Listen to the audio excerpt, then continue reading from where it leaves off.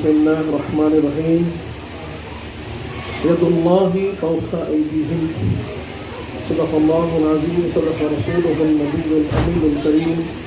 ونحن على ذلك لمن الشاهدين والشاكرين والحمد لله رب العالمين. وقال تعالى في شان حبيبه الكريم إن الله وملائكته يصلون على النبي يا أيها الذين آمنوا صلوا عليه وسلموا تسليما. اللهم صل على سيدنا محمد وعلى آل سيدنا محمد وبارك وسلم. برادران عزیز، یقیناً آج کا جو یہ جلسہ ہے، محفل ہے،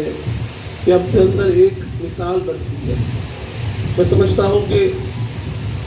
عرصے قریب میں ایسی مثال ہم کو کہیں اور نہیں ملے گی کہ سارا خانوادہ جمع ہے، بزرگ بھی ہیں، نوجوان بھی ہیں، بچے بھی ہیں، بہنیں بھی ہیں، مائیں بھی ہیں، سب جمع ہو کر ایک بڑے مقصد کے لیے حاضر ہوئے ہیں.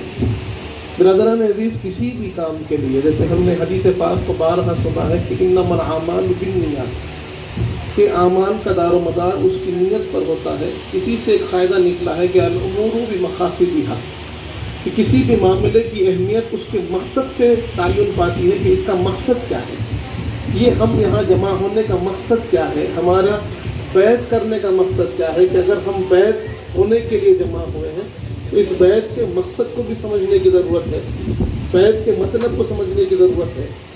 تاکہ پھر ہمارے ذہن میں اس کی اہمیت اور اس کی افادیت بھی حاصل ہو کہ اس کا فائدہ کیا ہے، اس کی اہمیت کیا ہے. اگر ہم قرآن مجید میں دیکھتے ہیں، جیسے میں نے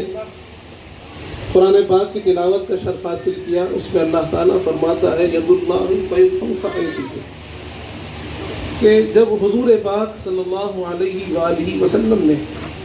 صحابہ اکرام سے بیعت لی، ان تمام جتنے قسم کے بیعت ہوئی، سب سے اہم جو بیعت ہے اسے بیعت رضوان کہتے ہیں. بیعت رضوان بہت مشہور واقعہ ہے کہ جہاں پر حضور پاک صلی اللہ علیہ وآلہ وسلم نے سارے صحابہ اکرام سے بیعت لی، اس بات کا وعدہ لیا، اس بات کا عزم کرنے کا انہیں حکم دیا کہ اب تم اللہ کے راہ پہ چل رہے ہو تو اس راستے سے ہٹو گے نہیں، اس کے وعدہ کرو مجھ سے. اور سارے صحابہ اکرام سب کے سب کے نیچے بیٹھے ہوئے تھے، درخت کے سائے میں بیٹھے ہوئے حضور پاک صلی اللہ علیہ وسلم سے بیعت لے رہے تھے. آپ کے ہاتھ میں ہاتھ دے کر وعدہ کر رہے تھے، یا رسول اللہ، آپ نے ہمیں ایمان کی دولت دی ہے، ہمیں اللہ کا راستہ دکھایا ہے، ہمیں قرآن پڑھایا ہے، قرآن سمجھایا ہے، اب ہم اس راستے سے نہیں ہٹیں گے، کچھ ہو جائے اس راستے کو نہیں چھوڑیں گے. اور یہ وعدہ جب صحابہ اکرام نے حضور پاک سے لیا تو ان کا ہاتھ میں حضور پاک کا ہاتھ تھا. حضور پاک دست کرم جب صحابہ اکرام کے دستوں پر رکھا گیا، ہاتھوں پر رکھا گیا، تو اللہ نے اس منظر کو بیان کیا کہ اے حبیب، جنہوں نے آپ سے بیعت کی ہے انہوں نے آپ سے نہیں، اللہ سے بیعت کی ہے، اور اللہ کا ہاتھ ان کے ہاتھ پر ہے. ید اللہ فوق ایدیہم. اب بیعت کے جو معنی ہے، بیعت کے جو اقسام ہیں، وہ 3 قسم کے بتائے جاتے ہیں. بیعت جو ہوتی ہے 3 قسم پر ہوتی ہے. پہلی قسم ہے بیعت ایمان، کہ جب کوئی دائرہ اسلام میں، دائرہ ایمان میں داخل ہوتے ہیں تو وہ حضور پاک کے ہاتھ پر بیعت کرتے ہیں کہ ہم ایمان پر ہیں، ایمان پر ڈٹے رہیں گے، اللہ وحدہ لا شریک کو مانیں گے، حضور پاک کی رسالت کی گواہی دیں گے، قرآن کے احکام پر چلیں گے. یہ بیعت ایمان ہے. اللہ کا فضل و کرم ہے، اللہ نے ہمیں ایسے گھر میں پیدا کیا کہ جہاں ہم نے پیدا ہوا تو اذان سنی، کان میں اذان پڑی، ہم ایک ایمان والے کے گھر میں پیدا ہوئے، تو ایمان دل میں پیدائش سے یہ بہہ رہا ہے، سرایت کیا ہوا ہے، تو ہمیں بیعت ایمان کی ضرورت نہیں پڑی. والدین کا صدقہ ہے، یہ ہمارے والدین کا صدقہ ہے کہ ہمیں ایمان ان کے صدقے میں ملا، اللہ کی معرفت ہمیں ان کے صدقے میں ملی، حضور پاک کی محبت ان کے صدقے میں ملی. اس کے بعد دوسری جو بیعت ہوتی تھی وہ بیعت جہاد ہوتی تھی، کہ جب اللہ کی راہ میں نکلتے تھے، اللہ کی راہ میں جب دشمنان اسلام کے مقابل جاتے تھے تو پھر ان سے بیعت لی جاتی تھی کہ تم یہاں پیٹھ نہیں پلٹاؤ گے، کتنی ہی مشقت، کتنی ہی مشکل کیوں نہ آئے، اپنے آپ کو اللہ کی راہ پر مضبوطی سے قائم رکھو گے، وہ بیعت دوسری بیعت تھی۔ اور تیسرا جو بیعت کا سلسلہ تھا، بیعت کی قسم تھی، وہ بیعت تقویٰ۔ کہ صحابہ اکرام رضی اللہ عنہم کو حضور پاک تلقین کرتے تھے، حضور پاک ان سے وعدہ لیتے تھے کہ تم اللہ کی نافرمانی نہیں کرو گے، اللہ کے حکم کے خلاف کام نہیں کرو گے، اللہ کے احکام کی پابندی کرو گے، حضور پاک کی سنتوں پہ چلنے والے بنو گے، حضور پاک نے جو راستہ تمہیں بتایا ہے اسی راستے پہ چلنے والے بنو گے۔ یہ بیعت تقویٰ ہے۔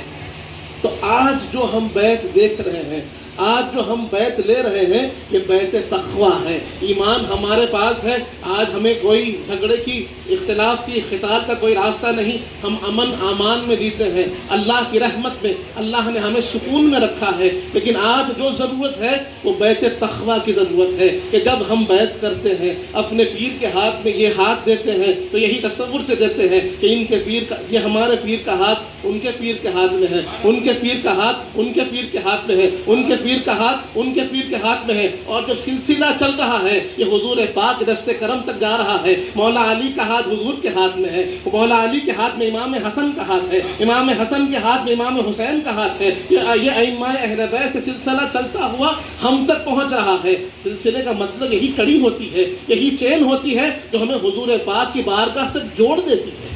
اور پھر اس ہاتھ کو اللہ نے کیا فرمایا؟ جب حضور پاک کے ہاتھ میں ہاتھ دیا تو اللہ فرماتا ہے ید اللہ فوق ایدیہم، اے حبیب جس کو آپ کا ہاتھ نصیب ہو گیا اسے اللہ کا ہاتھ نصیب ہو گیا، اللہ کی نسبت اسے حاصل ہو گئی۔ برادران عزیز، تو یہ نسبت، یہ سلسلہ اس بارگاہ تک جوڑنے والا ہے۔ تو اب ہمارا کام کیا ہے، ہمارا فرض کیا ہے؟ جب ہم بیعت لیتے ہیں تو اس کا مقصد کیا ہے؟ کہ بیعت تقویٰ ہے، کہ جب ہم اپنے پیر کے ہاتھ میں ہاتھ دے رہے ہیں تو یہی نیت کے ساتھ، یہی وعدے کے ساتھ، یہی ارادے کے ساتھ کہ ہم اب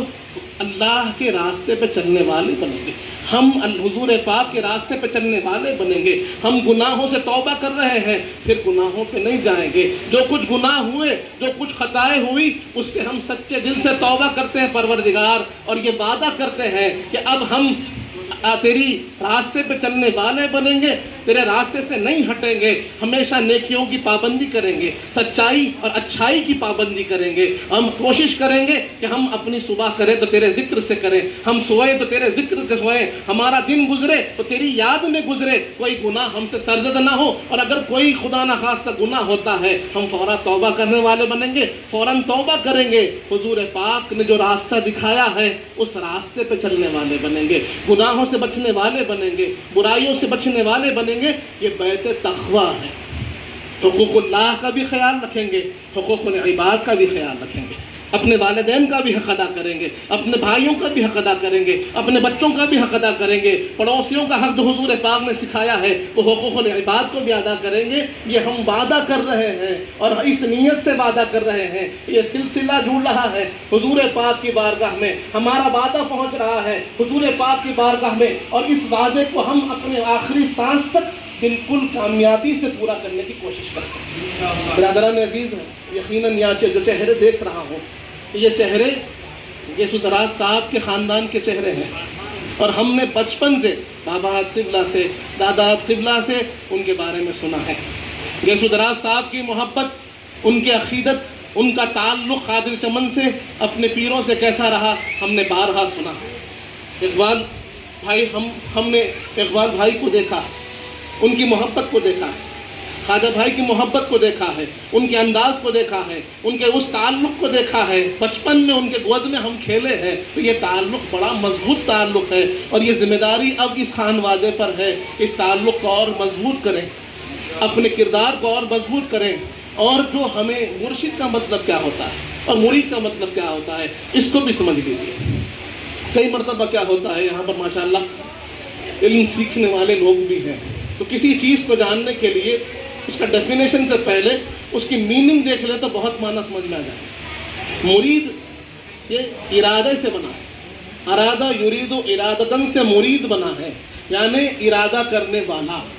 کس چیز کا ارادہ کرنے والا؟ اللہ کے راستے کا ارادہ کرنے والا، حضور پاک کی سنتوں کا ارادہ کرنے والا، اللہ کے راستے پہ چلنے کا ارادہ کرنے والا وہ مرید ہوتا ہے۔ اور مرشد یہ بنا ہے ارشدہ یرشد ارشادن سے، یعنی راستہ دکھانے والے۔ تو اللہ کے راستے کا جو مرید ارادہ کر رہا ہے، مرشد اسے وہ راستہ دکھانے والے ہیں، اسے بتانے والے ہیں کہ دیکھو بیٹے یہ گناہ ہے، اس سے بچنا ہے، یہ نیکی ہے، یہ تمہیں کرنا ہے، یہ عبادت فرض ہے، اس کو ادا کرنی ہے، یہ سنت ہے، اسے ادا کرنی ہے، یہ نفل ہے، اسے ادا کرنی ہے۔ اور اگر اللہ کا قرب چاہتے ہو تو قرب کیسے حاصل ہوتا ہے، تقویٰ کیسے حاصل ہوتا ہے، زہد کیسے حاصل ہوتا ہے، خیرات کیسے کی جائے، اپنے آپ کو ریاکاری سے کیسے بچایا جائے، اپنے آپ کو اللہ سے کیسے جوڑا جائے، حضور پاک کے راستے پہ کیسے چلا جائے، یہ مرشد ہمیں راستہ دکھاتے ہیں۔ اور ہمارا کام بطور مرید کے یہ ہے کہ ہم اس راستے پہ چلنے والے بنے، ہماری صبح شام اس راستے پہ چلنے والی ہو کہ بیت ایک لمحہ ایک وقت کا کام نہیں ہے، یہاں سے انقلاب آنا ہے، یہاں سے تبدیلی آنا ہے۔ اور یہاں جب ہم توبہ کر کر اٹھ رہے ہیں تو اس حدیث پاک کے مصداق بننا ہے، التائب من الذنب کمن لا ذنب لہ، کہ جو گناہوں سے توبہ کرتا ہے، حضور پاک فرماتے ہیں